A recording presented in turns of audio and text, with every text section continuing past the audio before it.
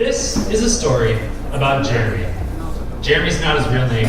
This isn't really his picture. And the details that I'm going to tell you about Jeremy tonight are a combination of several clients that I've worked with in the past for me to remain HIPAA compliant and to protect Jeremy's anonymity and safety. To say that Jeremy had a shitty childhood growing up is an understatement.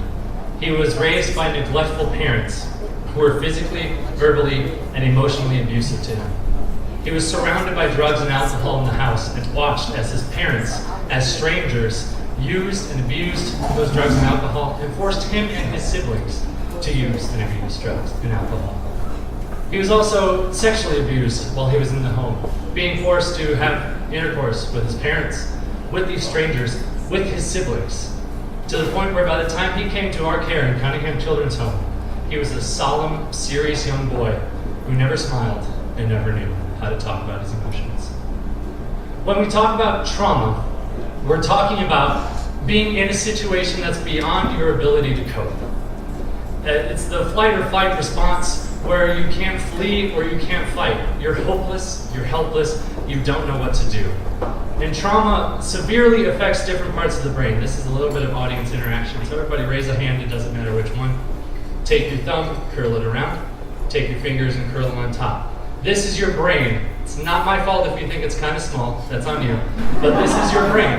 And here's what trauma affects. It affects in the inner brain, the hippocampus and the amygdala, which work to raise the adrenaline as you are in terrifying and threatening situations, and your prefrontal cortex, which is right about here, which works to inhibit all of that. In a typically functioning brain, you get scared, you rise up, your adrenaline goes, and then after you're out of danger, you calm down and you're fine. In a traumatized brain, and especially in Jeremy's brain, that calming down didn't work, and the hyping up was too good, to the point where his baseline emotions was high alert.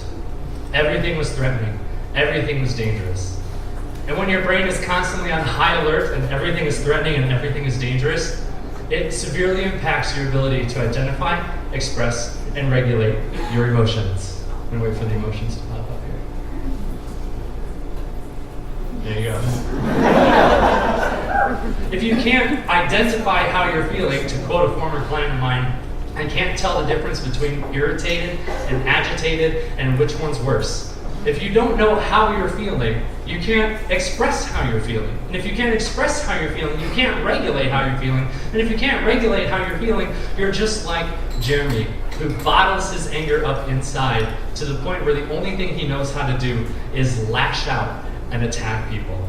And that's not what we wanted for him. We wanted him to have better ability to identify and express his emotions. I work as a music therapist at Cunningham Children's Home, as Don mentioned earlier. And as a music therapist, me and my colleagues work with kids like Jeremy and other different populations to help them tap into their musical selves and their ability to express themselves through music. Research shows that human beings are just naturally, intrinsically musical people. Research suggests that humans have been singing longer than they've been speaking, that music predates words. And a lot of ancient tribes and even a lot of current tribes use music and drumming as celebrations for births and weddings and feasts and harvests. And they use it for mourning and deaths and after war, and they use it to hype us up for war and get us ready to battle. Music as an innate human quality is so important, and it's so ingrained in us that it's hard to escape. In fact, music is such an innate quality of humanity that, and I double-checked this to make sure I was right, that mere months after being shot point blank in the head in 2011, Gabby Giffords learned to speak again with a music therapist through the power of music, singing songs that her mother would sing to her in childhood, and singing her favorite Broadway show tunes, and eventually rebuilding all of those connections from when that bullet tore through her brain to be able to speak and walk and smile and talk again. It's incredible. On a low stakes, for the rest of us, music as a way to express ourselves is signified by mixtapes. Who here hasn't made a mixtape for somebody and presented it and said, every song on this mixtape is exactly how I feel about you? Listen to it. So what did we do with Jeremy? We'll wrap up the story. With Jeremy, I played a song by a musician named Brian Eno called Two Horns of Anger. If you've listened to it, it's a wonderful song. It's an instrumental song, mostly with guitars and drums, and it sounds very angry. And I played it for him, and I said, however this song makes you feel, whatever it stirs up inside of you, I want you to write it down.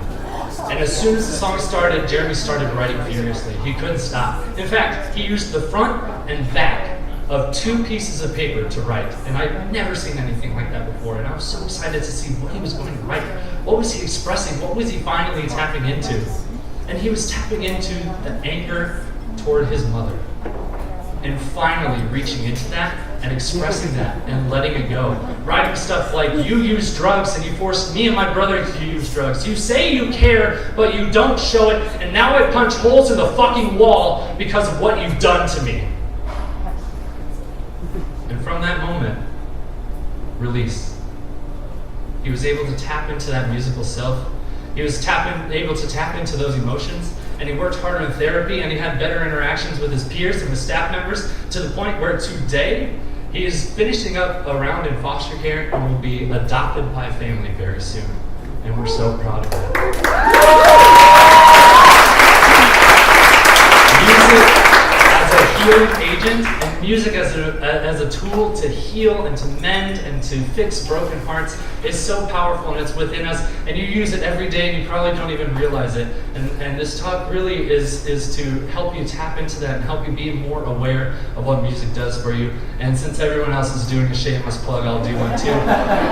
If you want to learn more about the field of music therapy and what me and my colleagues do from pre-birth to death across the nation and around the world, please visit www.musictherapy.org or come talk to me after the show and I'll be happy to talk. Thank you so much.